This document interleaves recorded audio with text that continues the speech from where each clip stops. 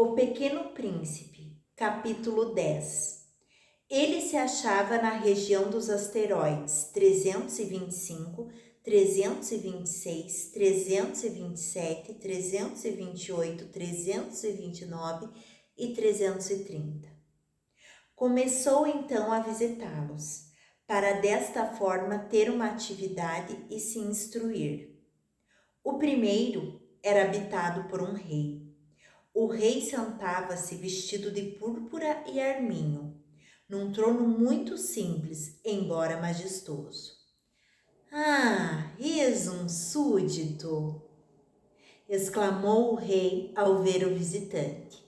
E o príncipezinho perguntou a si mesmo: como ele pode reconhecer-me se jamais me viu?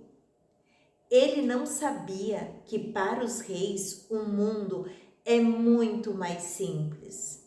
Todos os homens são súditos. "Aproxima-te para que eu te veja melhor", disse o rei, todo orgulhoso de poder ser rei para alguém. O pequeno príncipe olhou em volta para achar onde sentar-se, mas o planeta estava todo ocupado pelo magnífico manto de arminho. Ficou então de pé, mas como estava cansado, bocejou. "É contra a etiqueta bocejar na frente do rei", disse o monarca. "Eu o proíbo." "Não posso evitar", disse o príncipezinho, sem jeito. "Fiz uma longa viagem e não dormi ainda." "Então", disse o rei, "eu te ordeno que bocejes. Há anos que não vejo ninguém bocejar. Os bocejos são uma raridade para mim. Vamos, boceja, é uma ordem." "Isso me intimida. Assim eu não consigo", disse o pequeno príncipe enrubescido. Respondeu o rei.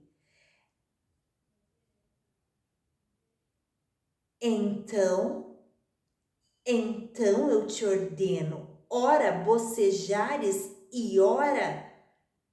Ele gaguejava um pouco e parecia envergonhado, porque o rei fazia questão de que sua autoridade fosse respeitada. Não tolerava desobediência. Era um monarca absoluto.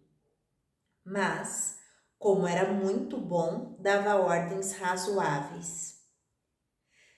"Se eu ordenasse", costumava dizer, "que um general se transformasse numa gaivota e o general não me obedecesse, a culpa não seria do general, seria minha."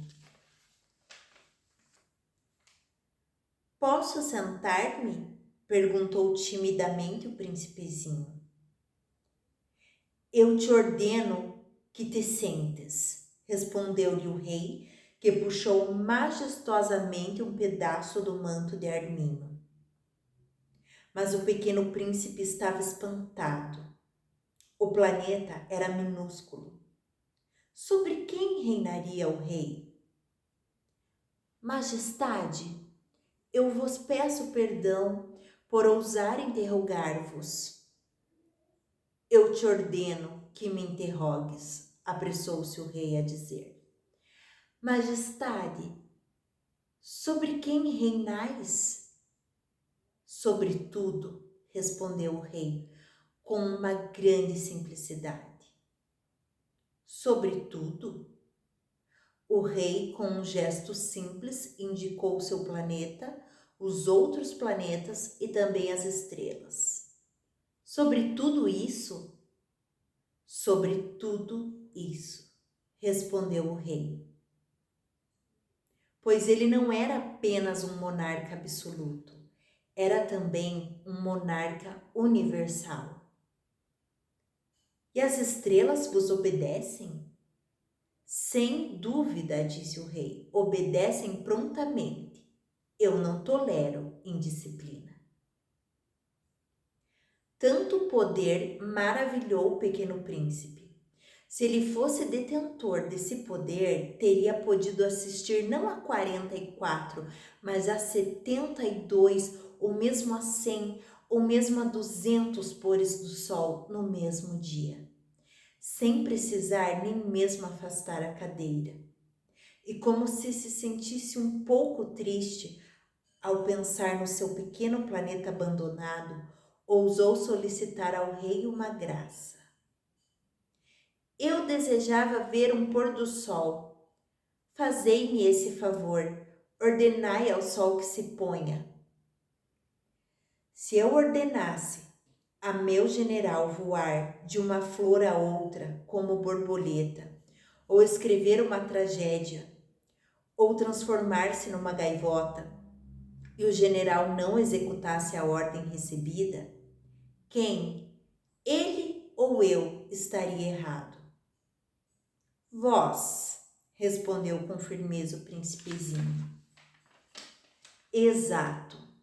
É preciso exigir de cada um o que cada um pode dar, replicou o rei. A autoridade se baseia na razão. Se ordenares a teu povo que ele se lance ao mar, todos se rebelarão. Eu tenho o direito de exigir obediência, porque minhas ordens são razoáveis. E meu pôr do sol? Lembrou o pequeno príncipe, que nunca esquecia uma pergunta que tivesse feito. Teu pôr do sol, tu o terás, eu o exigirei, mas eu esperarei, na minha sabedoria de governante, que as condições sejam favoráveis. Quando serão? Indagou o príncipe. Respondeu o rei, que consultou inicialmente um enorme calendário. Será lá por volta de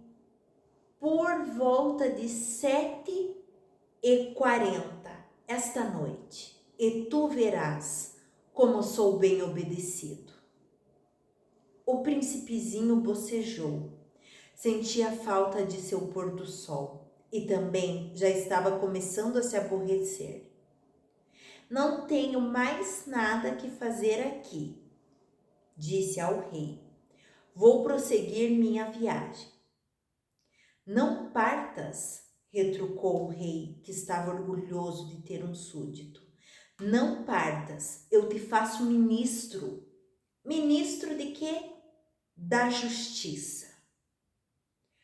Mas não há ninguém para julgar. Nunca se sabe, disse o rei. Ainda não vi todo o meu reino. Estou muito velho, não tenho espaço para uma carruagem e andar cansa-me muito. Oh, mas eu já vi, disse o pequeno príncipe, que se inclinou para dar ainda uma olhadela no outro lado do planeta. Não consigo ver ninguém. Tu julgarás a ti mesmo, respondeu-lhe o rei. É o mais difícil. É bem mais difícil julgar a si mesmo que julgar os outros. Se consegues fazer um bom julgamento de ti, és um verdadeiro sábio.